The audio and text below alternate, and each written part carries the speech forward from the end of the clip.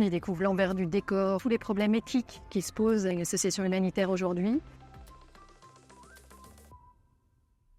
Je suis Delphine Darmon et j'ai créé et j'anime un podcast qui s'appelle Demain n'attend pas depuis 3 ans. Ça sort toutes les 2 semaines. Je vais à la rencontre de femmes et d'hommes engagés et inspirants qui travaillent sur toutes les causes. C'est aussi bien environnemental que social. C'est à la fois des patrons d'entreprises engagés, des artistes activistes, des activistes, des fondateurs d'ONG. Voilà, c'est toutes les personnes dont on a besoin aujourd'hui pour transformer le monde. Alors moi j'ai une petite actu aujourd'hui. À la fin de la semaine, je sors un livre issu des épisodes de Demain n'attend pas. Il s'appelle Les Inspirants. C'est 11 interviews retranscrites à l'écrit avec des personnes qui sont engagées sur la base de leur métier. Des métiers très différents et qui collectivement nous montrent que tous les métiers peuvent être engagés. Voilà, à trouver dans toutes les bonnes librairies.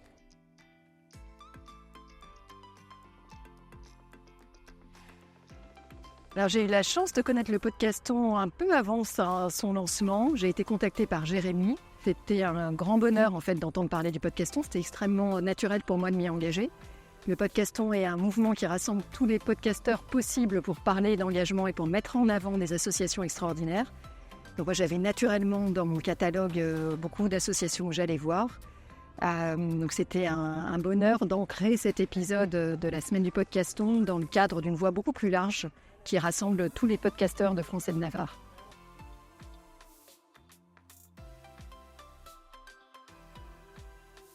Alors j'avais choisi Greenpeace parce que c'est une association historique qui est évidemment extrêmement importante quand on parle d'environnement. Et ça m'intéressait à la fois de voir comment, en termes de profil individuel, on pouvait se retrouver à la tête d'une association comme celle-ci. Donc c'était Jean-François Julliard, qui est le patron de Greenpeace, que je suis allée voir. Et puis comment cette association, qui est référente, avait évolué au fil du temps et se positionnait sur des enjeux qui nous concernent tous, depuis le nucléaire bien sûr, mais aussi les nouvelles formes d'engagement écologique.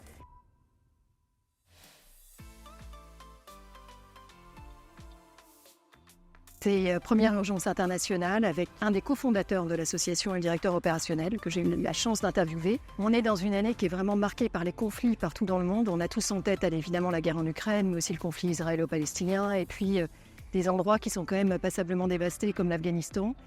Et j'ai voulu montrer une association qui était sur le terrain, qui avait peut-être une notoriété auprès du grand public un peu moins forte que des Médecins du Monde, Médecins sans frontières, et qui pour autant faisait le même genre d'action de façon très admirable. C'est donc cet épisode-là qui sera en ligne dès la semaine prochaine. Ça va être vendredi 28. L'épisode est vraiment passionnant. On y découvre l'envers du décor. On parle évidemment des parcours individuels, des chemins qui ont amené à la création de cette association il y a maintenant une 30aine d'années. Aussi, on parle de tous les problèmes éthiques qui se posent à une association humanitaire aujourd'hui.